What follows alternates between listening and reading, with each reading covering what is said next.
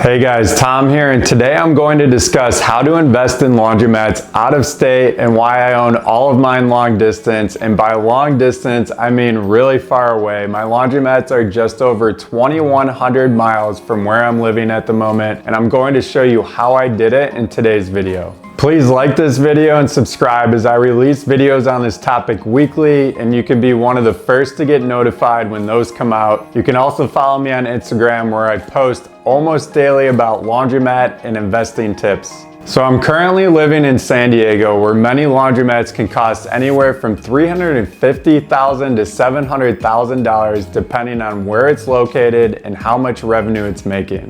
These laundromats aren't necessarily bad, but they weren't making as much monthly cash flow as I wanted, so I started looking at other states and ended up buying my first one just outside of Atlanta, Georgia. So I didn't necessarily intend to buy that far away, but I ended up partnering on that first deal with someone I know who lives in Atlanta, which made it easier since I had boots on the ground that could see the laundromat in person every week.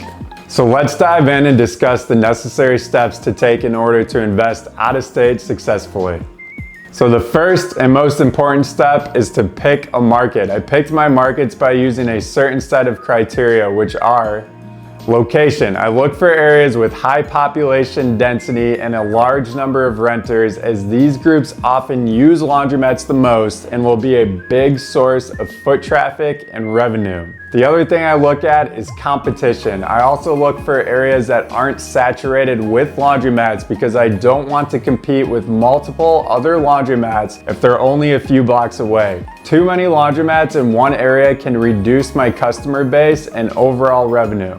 Another thing I look for is visibility and accessibility. So I always want to make sure that the laundromat has good visibility, is accessible, and offers convenient parking for customers. So good visibility is just meaning it can be seen from the road and it's going to be well known where it's at and not hidden somewhere where people can't see it. The next thing I look at is market demand. So I evaluate the demand for laundromats in the area I'm going to purchase in. So the great news about buying an established laundromat that's already running is that much of the market research has already been done for you by the previous owner who chose that location and built it.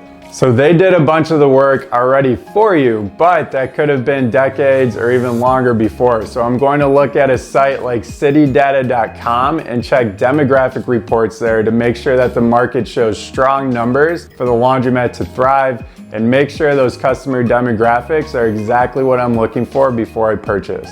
The other thing I put to use is my network. So I always ask, who do I know in the market that could be a potential partner or someone that could check on the laundromat if I need to get some eyes on it at any point. These are going to be my boots on the ground and somebody local to that market that can go see that laundromat in an emergency situation.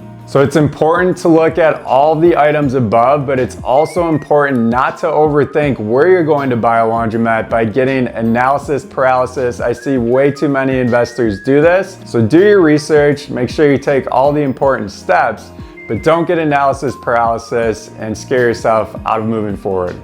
With advances in technology like remote monitoring for machines, which count every cent that goes into them, security cameras, which you can literally put in any corner of your business and see what's going on at any time. There's an app that'll link to your smartphone and you can see what's going on everywhere in your laundromat at any point of the day. So you can operate your laundromat from anywhere in the world, regardless of how far you are from it, and really feel like you're actually in the laundromat just by using security cameras and remote monitoring to check the revenue that's coming in every day.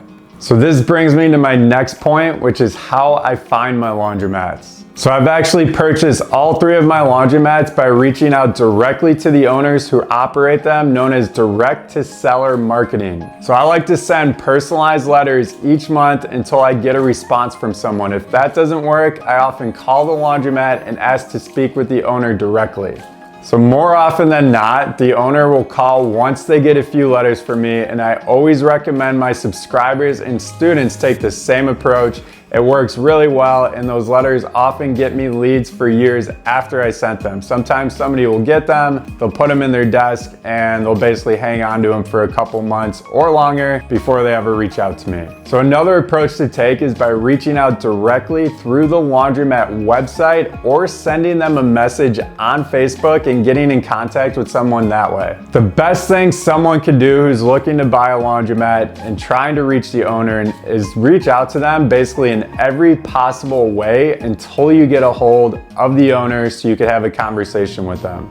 I also recommend small business acquisition sites like BizBuySell and BizQuest. So these are going to be great places to see what's for sale right now in the market that you've chosen and start seeing what laundromats are often selling for price-wise. Now, the main issue I run into with laundromats listed on these sites is they're often listed by business brokers who never seem to have anyone's best interest in mind except for their own. So keep your expectations low, as a lot of times these business brokers are going to take a long time to get back to you and won't often get you the full information that you're looking for. So I don't recommend using that method as your only method to find a laundromat, just because business brokers aren't the best to work with for finding a laundromat. So once you start talking to laundromat owners directly, they will be a great source for referrals as well. So most of the time, cleaners and employees will transfer in the sale of the laundromat, and you could also ask the owner who they use as a machine distributor to fix machines when needed, or even replace machines if they've ever done that. Once I have that machine distributor's number, I give them a call to let them know I'm buying a laundromat in the area, and I ask them if they prefer some location over others. These people are a wealth of knowledge and have often been in the business for decades, so feel free to ask them anything and they can most likely answer and then give you more information than what you're even looking for. Don't be afraid to ask them questions, as they're great people to build a relationship with. One of my biggest pieces of advice if you're looking to purchase your first laundromat is to take the leap. Things never align perfectly, and you will never know everything you want to know before buying your first laundromat. Learn the important things, and much of the rest you will learn through experience once you buy the business and operate it for a while. Don't let fear stop you from pursuing the life you want to live. I've owned laundromats for about 5 years, and they have allowed me to travel frequently and live life on my own terms. My goal is to help as many people as I can do the same, so please leave any comments you have below this video and let me know if there are topics you'd like me to cover in any upcoming videos. I'll see you soon, and I appreciate you watching.